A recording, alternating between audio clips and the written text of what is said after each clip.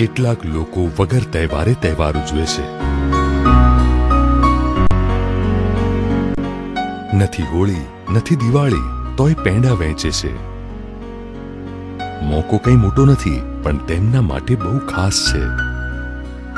સામાન્ય ઘરનો દીકરો કે દીકરી જ્યારે નોકરીએ લાગે ત્યારે આખું ઘર આમ જ હરખાય છે.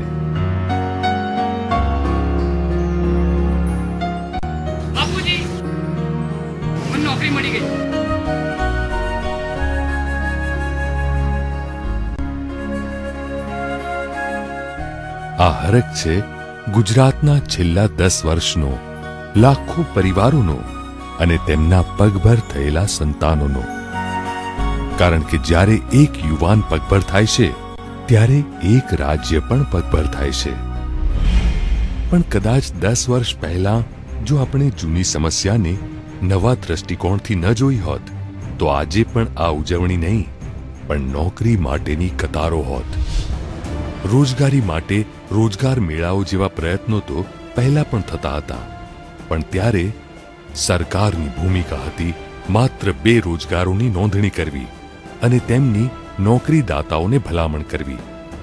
રોજગાર મેળાઓ માટે કોઈ અલગ નાણાકીય ફાળવણી નહોતી થતી અને સરકારે કોર્પોરેટ એકમોના સહયોગ પર આધાર રાખવો પડતો.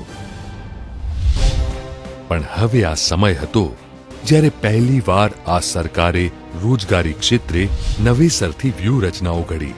રોજગાર મેળાઓના મોટા સ્તરે આયોજન માટે બજેટમાં અલગ ફાળવણી શરૂ કરી અને હજારો નાના મોટા ઉદ્યોગોને એકત્ર કર્યા એક રોજગાર મેળાના છત્ર નીચે. હવે સરકારની ભૂમિકા મર્યાદિત નથી રહી. રોજગાર વિભાગના 400થી વધારે અધિકારીઓ ખાલી જગ્યાઓની માહિતી એકત્ર કરે છે અને નોકરીદાતાઓને આમંત્રિત કરે છે. અમે એક ડગલું આગળ વધીને કામ કરીએ છીએ. લોકો અમારા સુધી રોજગારી માગવા માટે આવે, નોકરીદાતા અમારી પાસે નામોની માગણી કરવા આવે, એની સામે અમે એક્ટિવ થઈને સામે ચાલીને રોજગારદાતા પાસે જગ્યાઓ મેળવીએ છીએ અને ઉમેદવારોને બોલાવીએ છીએ. હવે મેળાઓના આયોજન કરીને ઉમેદવારોને કોલ લેટર્સ મોકલવામાં આવે છે. તેમના આવવા જવાના ખર્ચ માટે બસ પાસ અને રિફ્રેશમેન્ટ સુધીની વ્યવસ્થા પણ સરકાર કરી આપે છે, જેને પરિણામે હવે નોકરીદાતાઓને પણ ખૂબ મોટી સંખ્યામાં ઉમેદવારો મળી રહે છે. ઘણી વખત એવું બનતું હોય છે કે અમે એઝ અ રિક્રુટર અમે અમારે કન્સલ્ટન્ટ પાસે જવું પડે છે કે તમે અમને કેન્ડિડેટ્સ પ્રોવાઈડ કરો. કન્સલ્ટન્ટ અમને એટલું નથી પ્રોવાઈડ કરી શકતા જેટલું આજે મને જે રિસ્પોન્સ મળ્યો છે. રોજગારી મેળવવા માટે કંપની ગેટ ઉપર રખડવું પડતું હતું. અત્યારે અમારે કંપનીને અંદર જવું નથી પડતું. કંપની અમારા રોજગાર ભરતી મેળામાં આવે છે અને અમારું સિલેક્શન થાય છે. નોકરીદાતાઓ અને ઉમેદવારો વચ્ચેની સીધી કડી રોજગાર મેળાઓ. 2001માં યોજાયેલા 272 ઔદ્યોગિક ભરતી મેળાઓની સરખામણીએ 2011-12માં 891 સુધી લઈ ગયા, જેમાં આજે ટાટા, એલ&ટી, રિલાયન્સ, LIC, HDFC, આઈડિયા, ક્રોમા, આદિત્ય બિરલા જેવી નામાંકિત કંપનીઓ પણ રોજગાર મેળાઓ દ્વારા उम्मीदवारों रोजगार આપી રહી છે. हमारा ज़्यादातर जो रिक्रूटमेंट रहता है वो ITI के लेवल का रहता है और एक्सपीरियंस से लेकर फ्रेश कैंडिडेट्स हमें अवेलेबल होते हैं. हमारे पास कैंडिडेट होते हुए भी हमें एम्प्लॉयमेंट हमको इंडस्ट्रीज़ में नहीं मिल पाते टाइम से, और thanks to the employment exchange जिन्होंने ये इतना बड़ा भर्ती मेला किया, क्योंकि यही एक माध्यम है कि वो इंडस्ट्रीज़ का भी ज़रूरतें पूरी हो और उसके साथ में जो एम्प्लॉयज़ हैं उनको भी रोजगार मिलता है.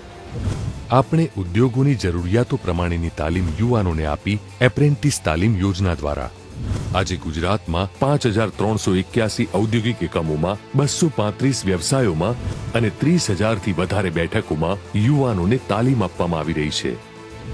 માત્ર ઉદ્યોગોમાં જ નહીં, હવે લશ્કરી ભરતી મેળાઓમાં પણ પસંદગી પામીને ભારતીય સુરક્ષા દળોમાં જોડાઈ રહ્યા છે ગુજરાતના યુવાનો. ઉપરાંત લશ્કરી ભરતીની લેખિત પરીક્ષા માટે પણ ઉમેદવારોને ટૂંકા ગાળાની તાલીમ આપવામાં આવે છે. પરિણામે વર્ષ 2011-12માં ગુજરાતના 2750 યુવાનોની લશ્કરમાં ભરતી થવા પામી છે. સૌનો સાથ સૌનો વિકાસની સદભાવના સાથે રોજગારીની તકોમાં પણ ભાગીદાર બની રાજ્યની મહિલાઓ. રાજ્યમાં મહિલાઓ માટે ખાસ કાર્યરત છે 2 મહિલા રોજગાર કચેરીઓ તેમજ પહેલીવાર વિકલાંગોને રોજગાર પૂરો પાડવા માટે અલગ વિકલાંગ રોજગાર મેળાઓ કરી રહી છે સરકાર. સરકાર પગલાં ભરી રહી છે એ ખરેખર પ્રશંસનીય છે અને તેમણે વિકલાંગોને પ્રોત્સાહિત આવી રીતે કરતા રહેવા જોઈએ. વિકલાંગ વ્યક્તિ માત્ર દયાને આધીન નહીં હોતું, એમને એક તક આપો એ લોકો ઘણું સારું એવું કરી શકે છે. રાજ્યમાં 26 રોજગાર કચેરીઓ અને 37 પ્લેસમેન્ટ એડવાઇઝરી બ્યુરોની શરૂઆત પણ કરવામાં આવી છે. Actually, first of all, I would like to thank to Gujarat government because they have organized such a big and gigantic event for each and every student. છેલ્લા 7 વર્ષથી અન્ય રાજ્યોની સરખામણીએ ગુજરાત દેશમાં સૌથી વધારે રોજગાર ધરાવતું રાજ્ય બન્યું છે અને 6 કરોડ ગુજરાતીઓના આ રાજ્યમાં વર્ષના 2,25,000થી વધુ રોજગાર લોકો સુધી પહોંચે છે. ભારત સરકારે અહેવાલ બહાર પાડ્યો છે સમગ્ર દેશમાં વધુમાં વધુ રોજગારી કોઈ આપી હોય તો ગુજરાત રાજ્ય આપે છે. નવજવાનને રોજગાર મળે છે. હવે સમગ્ર દેશમાં વધુમાં વધુ તો ખરી પણ કેટલી સમગ્ર દેશમાં જે રોજગાર અપાણા છે એમાંથી 72% એકલા ગુજરાતમાં, 28%માં આખો હિન્દુસ્તાન. આપ વિચાર કરો મિત્રો, કેટલી જબરદસ્ત પ્રગતિ હોય ત્યારે આ સ્થિતિ આવતી હોય. વર્ષ 2012માં રોજગારની નવી ઝુંબેશ શરૂ કરી રોજગાર વિભાગે રોજગાર કચેરીઓ અને આઈટીઆઈ દ્વારા 35,000થી વધારે એકમોમાં અને જીઆઈડીસી વિસ્તારોમાં સર્વે કરવામાં આવ્યો અને અંદાજે 1 લાખથી વધારે ખાલી જગ્યાઓ ઓળખવામાં આવી અને માત્ર 3 મહિનાના ટૂંકા ગાળામાં રાજ્યના અંતરિયાળ અને પછાત સહિતના વિસ્તારોમાં 500થી વધારે ભરતી મેળાઓના આયોજનો કરવામાં આવ્યા, જેમાં 1,27,000 યુવાનો અને 2500 નોકરીદાતાઓ ઉપસ્થિત રહ્યા. તેમાંથી 85,000 ઉમેદવારોની પ્રાથમિક પસંદગી થવા પામી છે.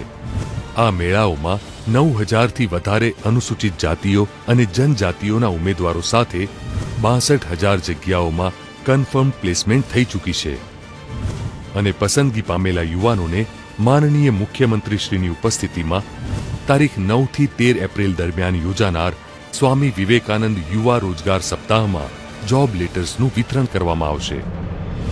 આટલી બધી શક્યતાઓ પડી હતી આપણી જ વચ્ચે, જેને આપણે શોધતા ગયા અને રોજગાર રૂપે યુવા ગુજરાતને સોંપતા ગયા.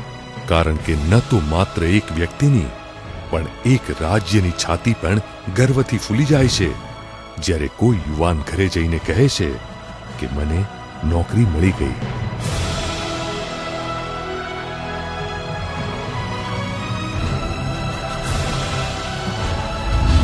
રોજગારથી વિકાસ, સૌને રોજગાર, સૌનો વિકાસ.